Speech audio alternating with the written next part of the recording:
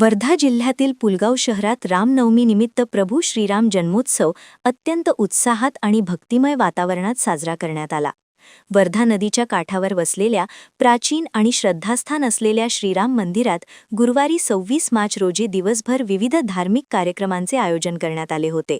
हजारो भाविकांच्या उपस्थितीत निघालेल्या भव्य रॅली आणि नयनरम्य शोभायात्रेने संपूर्ण पुलगाव शहर भगवेमय झाले होते. उत्सवाची सुरुवात गुरुवारी पहाटे 6 वाजता स्टेशन चौकातून निघालेल्या प्रभात फेरीने झाली.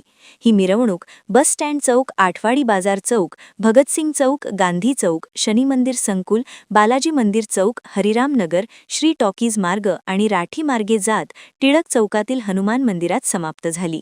सकाळी 10 वाजता स्टेशन चौकात चित्रपट कलाकार पुष्पा यांच्या प्रमुख उपस्थितीत भव्य स्कूटर आणि कार रॅली काढण्यात आली.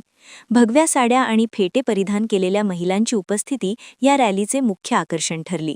दुपारी 12 वाजता राम मंदिरात प्रभू श्रीरामांचा जन्मोत्सव मोठ्या थाटामाटात साजरा करण्यात आला.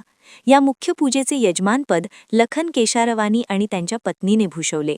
विधिवत मंत्रोच्चारासह रामलल्लाचा जन्मसोहळा पार पडला. त्यानंतर भाविकांनी अभिनंदनाची गीते गायली आणि एकमेकांना शुभेच्छा देत प्रसाद वाटप केले. ठिकठिकाणी भाविकांसाठी शीतपेये आणि फळांचे वाटप करण्यात आले होते. सायंकाळी 6 वाजता सजवलेल्या रथातून प्रभू रामाची भव्य शोभायात्रा निघाली. यामध्ये मलखांब, आदिवासी नृत्य, विविध चित्ररथ आणि बँड पथकांनी नागरिकांचे लक्ष वेधून घेतले. रात्री 8 वाजता स्टेशन चौक येथील हनुमान मंदिर परिसरात भव्य महाआरती करण्यात आली. शोभायात्रा भगतसिंग चौकात पोहोचल्यावर साहू परिवाराने समितीचे अध्यक्ष अश्विन यांनी सर्व उपस्थितांचे आभार मानले. या संपूर्ण प्रवासात विविध संस्थांनी पोहे, आलू भात, शिरा आणि लस्सीचे वाटप केले. कार्यक्रमाच्या शेवटी सहभागी चित्ररथांना पारितोषिके देऊन शोभायात्रेची सांगता करण्यात आली. हा सोहळा यशस्वी करण्यासाठी श्रीराम जन्मभूमी शोभायात्रा समितीचे कार्यकर्ते आणि भाविकांनी मोठे सहकार्य केले. समितीचे अध्यक्ष अश्विन यांनी सर्व उपस्थितांचे आभार मानले. प्रतिनिधी जावेद खान, NTV न्यूज मराठी, पुलगाव, वर्धा.